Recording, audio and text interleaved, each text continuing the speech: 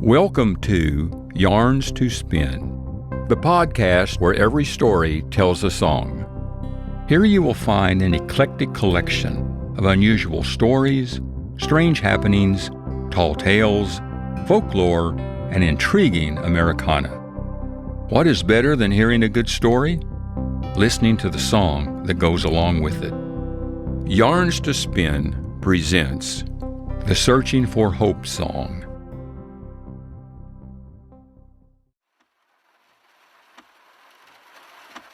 When the first raindrops hit the windshield of his old Winnebago, he remembered what he had forgotten. He had meant to change the wiper blades a while back when he bought a couple quarts of oil and a tire gauge for the trip. Oh well, he had just passed a road sign that said Pleasant Hope. It was only 8 miles, so he could make it that far. That particular town was the first one on his list, only because it was the nearest one on his list. The bucket list, as his kids called it. Living in the middle of the U.S. meant that he would sooner or later have to make a decision after Pleasant Hope. Would he head east or west? Well, maybe he would just flip a coin when the time came. It was raining harder now, and he reached forward to turn up the radio. A while back, he had sworn off listening to the radio so much. He liked to listen to talk radio, but it always got him riled up. Eventually, though, he would cave in and turn the radio back on. He wanted to stay informed. And besides, having it on would maybe help keep his mind off of some nagging questions. Questions like, why in the world was he making this trip? His kids had just rolled their eyes. He knew they probably thought he was a little crazy. Dad, they would say, can't you just go to Branson or maybe see the Grand Canyon like other folks do? Kids these days. But he couldn't blame them. He wasn't so sure he had a good answer. Maybe it was the exact same thing that made him take President Kennedy's 50-mile march way back in the day. He had done that for the challenge. He remembered that he'd made a sign that said, 50 miles or bust. The irony wasn't lost on him. After all those years, it was now 50 states or bust. But he had to laugh. What will I do about Hawaii, or for that matter, Alaska? Well, I guess I'll just cross that bridge when I get there. He turned the radio back up a bit. He was close to his destination now. Better start looking for a place to park the Winnie and call it a day. The radio hadn't done much to drown out his thoughts, and for the 100th time he thought again, what am I searching for really? And how will I know if I find it? What good will this do me or anybody else for that matter? Well, at least he did have a good book to read. Steinbeck's Travels with Charlie. He had always loved to read, and he figured he had probably picked the most relevant book he could find for his trip. Steinbeck had once said, if I'm going to write about America, then I should see America. Maybe, though, in this case, it would be if I'm going to worry about America, then I should talk to America. He saw what looked like a good place to pull over. As he later drifted off to sleep, his last thought was, I may have to get a dog before this trip is over.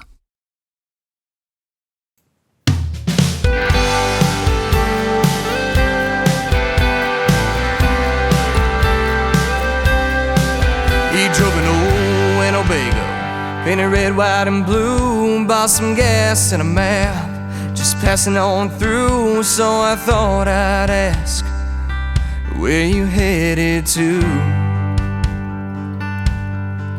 Said I've been feeling down, so I made a plan. I got a list of certain places across this land I'd like to visit them all before my days are through. Maybe it was chance, so call it fate. But did you know in every single state There's a place called hope, that's what I'm searching for. Folks are saying it's gone, I'm setting out to prove them wrong. It's been hidden in our heart, waiting for a new start. If it's gonna be found, it'll be in those towns. Hope.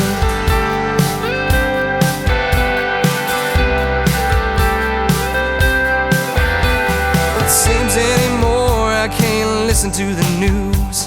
The world gone crazy, what can one man do? A house so divided will never stand.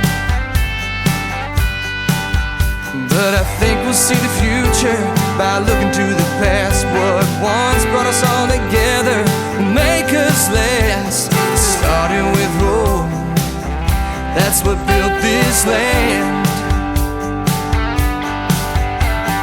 Maybe it was chance, call it fate, but did you know in every single state there's a place called hope? That's what I'm searching for. Folks are saying it's gone, I'm setting out to prove them wrong. It's been hidden in our heart, waiting for a new start. If it's gonna be found, it'll be in those towns.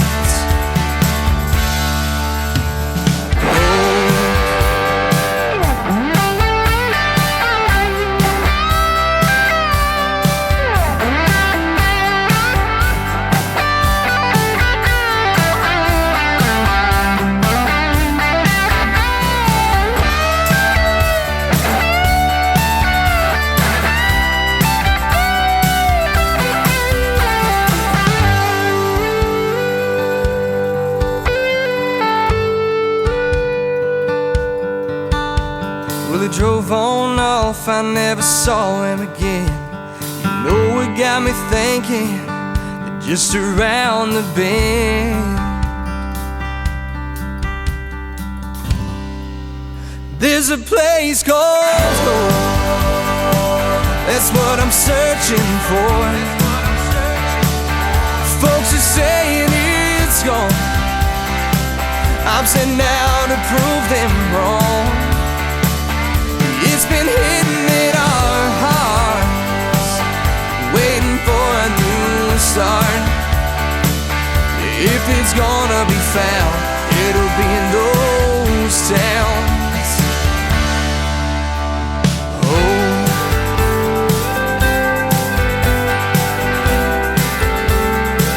that's what I'm searching for.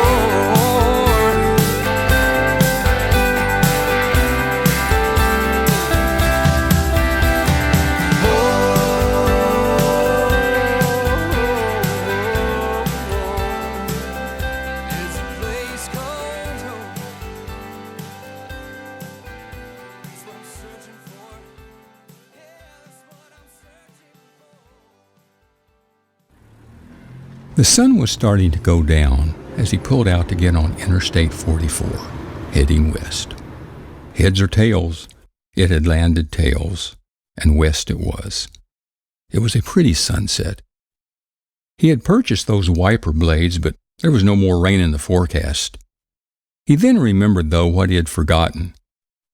The nice lady at the little gas station told him he had a taillight out. Well, Hope, Kansas was about 300 miles or so away. He'd pull off there somewhere before too much longer. He'd get that taillight replaced then. He reflected on the day. He hadn't really known what to expect. His plan, if you could call it a plan, was to just play it by ear. He had found a cafe to eat and then decided to walk around. It was a small town. A blink-your-eyes-and-miss-it kind of a small town. He had grown up in a few of those.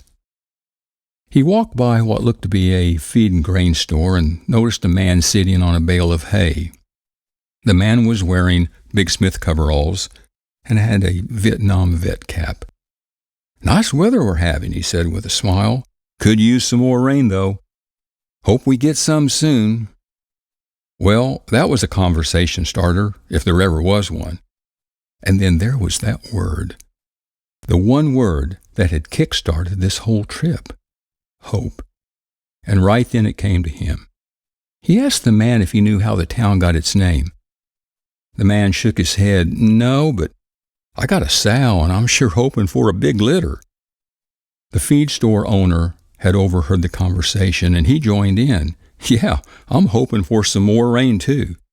I got plenty of feed now, but not for a long, hot, and dry summer." The man with the vet's cap seemed to know everybody. He called out to another person that had just crossed the street. "Hey, Bob, we're talking about what we're all hoping for." The newcomer thought a bit and then said, "Well, call me crazy, but I was just thinking the other day, I hope my granddaughter learns cursive in school. I heard some guy on the radio, and he said that a lot of kids can't read or write cursive these days. How are they going to read our Declaration of Independence or the Constitution?" By that time, another person had joined in, and she pointed across the street. "I'm starting a new business. Took a bit to get it going. Sure hope I got plenty of people to come in. Hey, y'all, spread the word, will ya?" It became easy then. Just everyday small talk. People with hope. It was almost dark now, and he listened to the drone of highway sounds. He would pull off in a bit. He wondered how long he had driven.